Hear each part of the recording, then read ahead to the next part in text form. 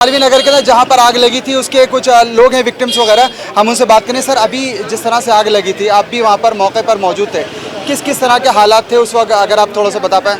8:20 पर जब मैं अपनी दुकान खोलने आया था तो यहाँ पर एक जहरीले धुएं का गुबार आ गया जिससे मेरा दम घुट रहा था। मैंने बोला भाई ये क्या हुआ, तो सब्जी वाले ने बोला कि स्नैक लाइट में आग लग गई है। तो जब आग लग गई है तो हमने राहत बचाव कार्य को तेजी में लाने के लिए लोकल लोगों ने मिल करके एक टीम बनाई और जिससे जो सूझा, जिससे जो बन पड़ा उसने वो किया। कोई सीढ़ी लेकर के आया, कोई रस्सी लेकर के आया। दिनेश यादव जो बीट कांस्टेबल थे वो उन्होंने हथौड़ी का इंतजाम करा, हथौड़ी से शीशे तोड़े। उसके बाद हम लोगों ने ईंट से शीशे तोड़े। शीशे तोड़ने के बाद जो एक जाली थी उस जाली को उठाया गया। वहाँ से लोग बाहर आए, सारे ही विदेशी नागरिक थे, सोमालिया के, नाइजीरिया के, केन्या के, अफ्रीका के, उज्बेकिस्तान के, तुर्कमेनिस्तान के, तरह तरह के लोग अपने परिजनों को लेकर के आते हैं मैक्स में ट्रीटमेंट कराने के लिए। वो लोग यहाँ ठहरे हुए थे, उनको नहीं मालूम था अगर ऐसी स्थिति आ जाएगी तो कहाँ जाना है कहाँ नहीं जाना है, और इसका एंट्री एग्जिट गेट भी एक ही था। तो संजय जी, जो 21 लोग थे वो फॉरेनर्स से सभी लोग? 21 लोग नहीं सर, 60 से 70 लोग थे इसके अंदर। नहीं, जो लोग आग से झुलसे हैं, जो आग से मर गए हैं, वो तमाम जो लोग थे वो लोग फॉरेनर्स हैं? सारे ही विदेशी नागरिक हैं। जो बाकी जो 40 लोग जो इसके अलावा जो इलाज करवा रहे हैं उनकी क्या स्थिति थी, किस तरह से आपने उन लोगों को बचाया? नहीं, हमने यहाँ पर जो शीशे तोड़ करके लोगों को बोला कि आप कूद जाइए, और रियाजुद्दीन भाई साहब से हमने गद्दे लिए थे और उनसे चद्दर ली थी।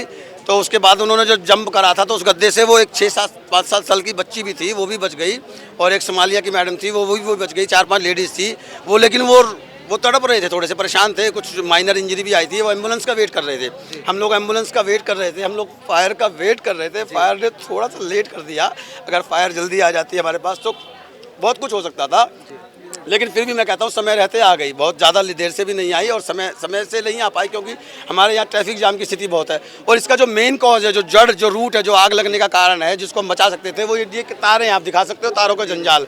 डेसू की तार के साथ साथ वाईफाई की जो तारें जा रही हैं, उन वाईफाई की तारों ने और डेसू की तारों ने आग पकड़ी, शॉर्ट सर्किट हुआ। शॉर्ट सर्किट की तार पकड़ करके किचन और पेंट्री में गई, और किचन और पेंट्री की आग ने धीरे धीरे उस पूरी फ्लोर में, चारों फ्लोर में आग का इतना भयानक खेल दे दिया, रूप दे दिया। अगर और 5 मिनट लेट हो जाती दमकल की गाड़ियाँ तो ये आग पूरे हौजरानी में फैल जाती भाई साहब। बिल्कुल बिल्कुल।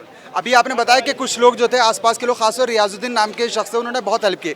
इसके अलावा और लोग भी आए थे? पूरी दुकान ही है, पूरे रजाई, गद्दे, चद्दर जो हमें चाहिए था, और आसपास के लोकल जितने भी हमारे पड़ोसी लोग थे, उन्होंने जो हमें उस समय चाहिए था, हमें जैसे पानी पीने के लिए चाहिए था, पानी मिला, हमें जो चीज़ की ज़रूरत थी हमें सब मिला। सब लोगों ने टीम बना करके राहत बचाव कार्य को बहुत तेज़ी के साथ करा, जो हम इतना संभाल पाए स्थिति को, नहीं तो स्थिति बहुत भयंकर हो जाती। जी, मैं अपने कैमरामैन से कहूँ थोड़ा इनकी दिखाएं कि किस तरह की हालत हो गई थी जब ये बचा रहे थे, लोगों को निकाल रहे थे, किस तरह के हालात थे। तो संजय जी, यहाँ पर कह सकते हैं इंसानियत की मिसाल जो आपने पेश की है, आप सब लोगों ने एक दूसरे को बचाया। हाँ जी, सभी ने मिलकर के यहाँ पे इंसानियत की, मानवता की मिसाल पेश करी, जो हमारा देश कहलाता है। सर्वे भवन्तु सुखिनः, सर्वे भवन्तु निरामया, वसुधैव कुटुम्बकम जो हम कहते हैं। विदेशियों का मेहमान हमारे लिए भगवान का रूप है, जो हम कहते हैं विदेशी लोग आए हैं, उस चीज़ की मिसाल सभी लोगों ने पेश करी। उस समय किसी ने ये नहीं देखा कि कौन किस जात बिरादरी का है, कौन किस पंथ का है, कौन किस रास्ते का है, कौन पढ़ा लिखा है, कौन अनपढ़ है, कौन गरीब है, कौन अमीर है। इस चीज़ की कोई ना भेदभाव का ध्यान में रखते हुए सब लोगों ने अपने जी जान से मेहनत करके लोगों को बचाने में जुट गए। संजय, हम आखिरी सवाल मेरा ये है कि जिस तरह से इलीगल यहाँ पर होटल्स वगैरह बने हुए हैं, इस पर आपने कुछ कंप्लेंट वगैरह, मतलब कि थोड़ा सा ये चीज़ थी? उसके बारे में मुझे जानकारी नहीं है, ना मैं उसके बारे में कुछ बोलना चाहूँगा कि क्या इलीगल है क्या नहीं है। वो तो देखो शासनिक प्रशासनिक का काम है ना।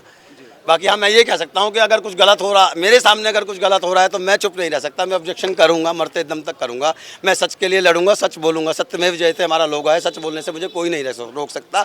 मैं कहता हूँ कि मैं क्यों, सभी भारत के नागरिक हैं, सभी और सड़क के सिपाही हैं। क्या 100 नंबर की कॉल हम तभी करेंगे जब हम पे बीतेगी, जब हमें कष्ट पहुंचेगा। क्या दूसरे को कष्ट पहुंच रहा है और वो अकेला है, असमर्थ है और पीड़ित है, तो हम नहीं मदद कर सकते? हम 100 नंबर की कॉल नहीं कर सकते? कर सकते हैं ना। क्यों डर लगना है हमें? क्यों हमें पुलिस से डर लगता है? क्यों हमें प्रशासन से डर लगता है? पुलिस हमसे है, प्रशासन हमसे है, लोकतंत्र लोगों से, हमसे है ना, लोगों के द्वारा ही तो है, हम ही तो सब कुछ है। अगर गलती हुई है तो मेरी हुई है, मेरी वजह से आग लगी है। मैं कहता हूँ मेरी गलती है। जब सब अपनी अपनी गलती मानने लगेंगे ना तो सुधर जाएगा ना। सुधरे व्यक्ति, समाज व्यक्ति से देश तभी सुधरेगा। तो मुझे अपने आप को सुधारना है ना कि दूसरे को सुधारना है ना। तो मैं अपनी गलती स्वीकार करता हूँ, मैं तो अपने आप को देखूंगा ना जी। बिल्कुल, चलिए बहुत बहुत शुक्रिया। ये थे संजय गोयल, जो तमाम जो चीज़ें से आगाह कर रहे थे कि किस तरह के हालात पेश हुए थे, और ख़ास तौर से सुबह का जो वक्त था, किस तरह से लोग अपनी दुकानें खोल रहे थे, और सुबह का जो वक्त होता है वो काफ़ी सन्नाटा होता है।